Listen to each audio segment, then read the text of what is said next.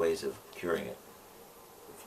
Вчера речь шла о унынии, что порождает ее и как с ней бороться, как ее исцелять.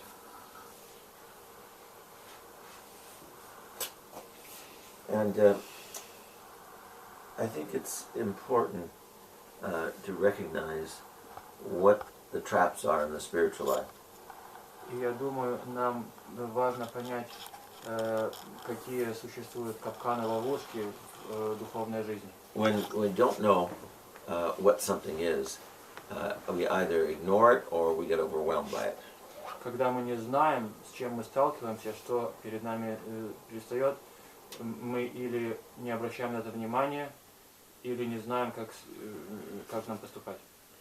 So just to do a little finishing up on the idea of despondency.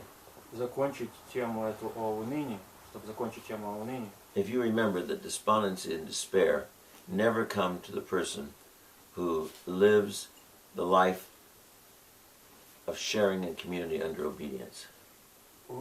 Если вы помните, уныние и отчаяние никогда не тревожит, не приходит к человеку, который живет в общине и который пребывает в послушании. And despondency always comes to the individual who is putting themselves first. И уныние всегда приходит к человеку, который на первое место ставит себя самого. And despondency always comes to the one who's not under obedience. И человек, который не пребывает в послушании. And despondency always comes to the one who does not have control of their stomach. И также к тем, кто не победил свое чревоугодие, свое чрево. So let's talk about the stomach this morning. Так что давайте поговорим о чреве сегодня утром.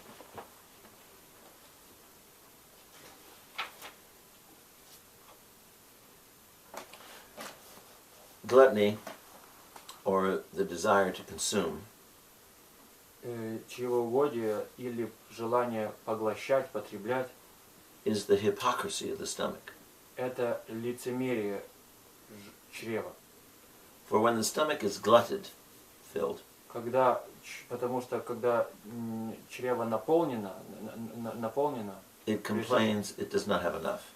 Оно жалуется, что ему не додали, что ему недостаточно. And when the stomach is loaded and bursting, когда он уже наполнен до отказа и почти что готов лопнуть, it still cries out that it's hungry and needs more. Все равно кричит и вопиет к нам: хочу больше, еще дайте мне больше. Gluttony causes one to seek flavorful seasonings. Чревоугодие заставляет нас искать всякие изысканные приправы. Gluttony loves sweeteners. И любит сласти. When you try to stop one part of gluttony, когда пытаешься прекратить, пресечь какую-то одну часть чревоугодия, один аспект чревоугодия, it then comes up someplace else. Тогда возникает оно с другой стороны.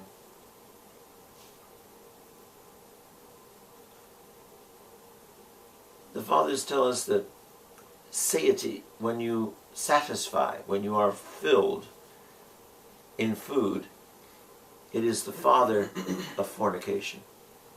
Святые отцы говорят, что пресыщение пищей – это отец блуда. When you eat to the point of total satisfaction, когда ты наедаешься до предела, так что дальше уже нельзя, your desire for carnality is heightened. Твои плотские желания увеличиваются, они усиливаются. And it doesn't mean that you sit at table and you eat until you can't move. И это не значит, что ты наедаешься за столом до той степени, что ты не можешь уже двигаться. That certainly would bring about the same effect. Хотя это, конечно, тоже даст тот же результат, приведет к тому же состоянию. But all pleasures are connected. All sensual passions are connected. Но все чувственные страсти, они между собой связаны. Food is a pleasure, a passion. Пища это удовольствие и страсть, некая страсть. Sleep is a passion, Сон a это pleasure. страсть и удовольствие. And so too is fornication. Fornication meaning any sexual behavior outside of marriage. И также страсть к этой категории принадлежит и блуд. И по блудом имеется в виду любые половые отношения вне брака. That's lustful and impure thoughts, pornography, masturbation, sex with others when you're not married to, sex with yourself. Any of those things are under the term fornication. Это и похотные мысли, и рукоблудие, и пребывание в отношениях с лицами своего пола, все это в этой же категории. But if you afflict, you attack, you control the stomach, Но если ты пытаешься победить и урезонить свое чрево и привести его под контроль, and you do it under obedience, not under your own desire to control things, и делаешь это, пребывая в послушании, не следуя своему собственному желанию контролировать все, что тебя касается. that control of the stomach, that control of the desire to please oneself with food brings about purity of soul. Тогда это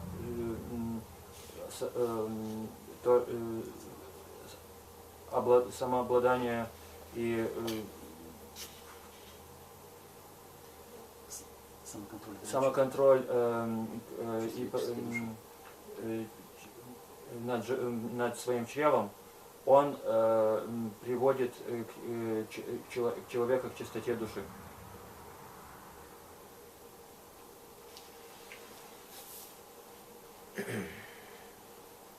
We, as monastics, have generally, more times of control of food than the laity do.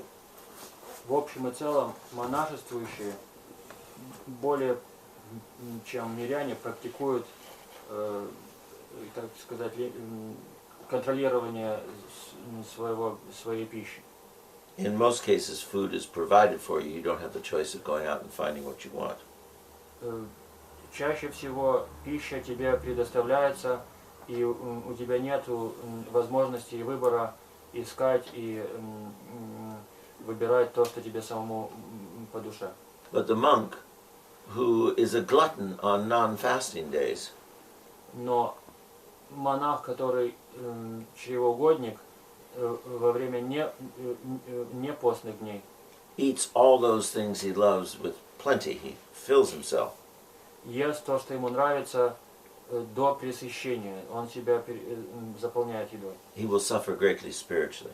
Он очень пострадает в духовном смысле. The man who loves to please himself during the fast, even before the fast begins, he will count the days until Pascha so he can eat again. Человек, который любит насыщать чрево, даже до начала поста, он считает дни, оставшиеся до Пасхи, чтобы по их прошествии себя опять насытить. The monk who is a slave of his belly Раб своего чрева calculates what dishes he will eat at a celebration. вычисляет, какие он будет блюда есть во время праздника. He will think about those things that taste good while he's fasting. И у него будут размышлять во время поста о вкусных вещах. The servant of God doesn't contemplate the taste of dishes. Но раб Божий не представляет в своем сознании, воображении вкус и вкушение различных блюд. The servant of God considers the spiritual gifts he's acquiring. Раб Божий думает о духовных дарах, которые он может получить.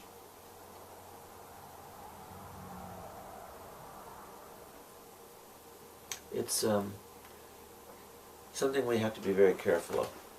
Нам нужно к этому подойти с большой осторожностью. Food is a necessity. Пища – это необходимость. And therefore, in our mind, we say, because we have to eat it, there's nothing wrong with what we're doing. И поэтому мы себе сами говорим в своем рассудке. There's nothing wrong with anything of God's creation. Если это необходимость, значит ничего страшного, если мы едим. Но ничего страшного нет ни в чем, что создано Богом. It's whether we use or misuse creation that we have the problem.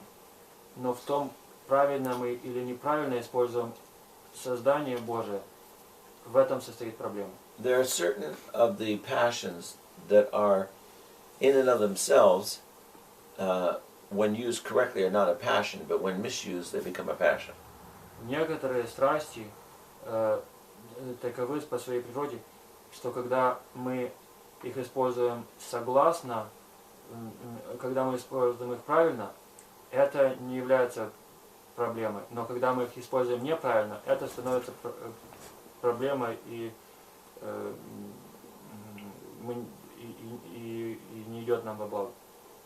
So when it comes to food, if we use it for nutrition and within moderation, it's a blessing. Так что касается еды, если мы используем ее, чтобы питаться, и используем ее умеренно, это благословение. When the seeking of food is the desire for pleasure and all this, it sets up all the other desires for pleasure. Но когда но выискивание вкусной пищи, чтобы получить удовольствие, оно как бы дает начало и разным другим страстям, которым мы себя потакаем. It is easy to be deceived by food. Очень легко быть обманутым пищей. We tell ourselves we have to eat. Мы говорим сами себе, мы должны питаться, мы должны есть. And then we run after those things that please us, not for the sake of nourishment, just for the sake of pleasure. И потом бегаем и выискиваем себе еду, пищу, которая нам приятна, которая нам приносит удовольствие, не обязательно, которая нам полезна. The same is the problem with sleep. То же самое касается сна. One needs sleep, Человеку нужен сон, but enough for health, not for the sake of pleasure. но достаточно, чтобы пребывать в здравии, не для удовольствия, не для самого наслаждения. So, between despondency, which we talked about yesterday a little bit this morning, Так что между унынием, о котором мы говорили сегодня утром, and then the one passion that fires up all the others, и затем о страсти, которая дает начало и возжигает все различные другие страсти, you can see how easy it is to get into the trap of pleasing self. можно увидеть, как легко человек попадает в ловушку самоуслаждения, самоугождения. Some people, for whatever weird reason I don't know, По какой-то странной причине, о которой я не знаю, откуда она возникает, некоторые люди find obsessing on their misery очень придают, без конца размышляют и без конца думают о своем несчастном положении. to be a source of joy and pleasure. И это их положение для них радость и счастье, и удовольствие. They often say they are suffering, Они часто говорят, мы страдаем, мы страждем, but their suffering is caused by their approach to things. но их страдание это результат того, как их подхода к вещам. Страдание это I say stop obsessing and focusing on yourself. Я говорю им, перестаньте без конца размышлять и сосредотачиваться на самих себе. And their response is, I can't help it. А их ответ: я ничего не могу с этим сделать. And the reality is, what they are saying is, I don't want to.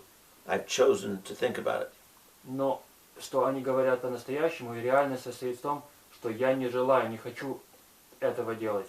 И я делаю выбор, чтобы продолжать быть в таком состоянии.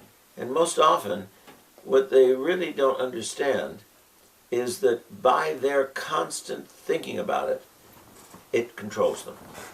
И чаще всего они не понимают, что потому что они размышляют и без конца сосредотачиваются на этих вещах, эти же вещи их контролируют, и они в рабстве этих вещей. We continually forget that the path of the Christian is the cross and suffering. Мы постоянно забываем, что путь христианина – это крест и страдания. We really believe that the goal of this life is to live without suffering and without the cross. Но мы думаем, что цель жизни – это жить без страдания и без креста. And when we have that thinking that there is to be no suffering, everything is to be pleasing and comfortable, we are always frustrated. И когда мы берем это себе за правило, что цель жизни – это жить без страдания и себе удовольствия, тогда это становится нам, это принесет нам большие разочарования. So I encourage you, the next couple of days, as we're getting, as we're getting ready for the great fast, we have many days of indulgence, days without any fast. Я хотел бы вас призвать к тому, чтобы во время дней, оставшихся до поста, когда у нас есть много дней, еще осталось не постных, я вас хочу призвать к тому, что Don't be living and thinking about what you're going to eat. не живите, думая о том, чтобы поесть, чтобы нам поесть. Think of the preparation for the spiritual feasts that are coming. Думайте о том, как подготовиться к духовным праздникам, которые наступают.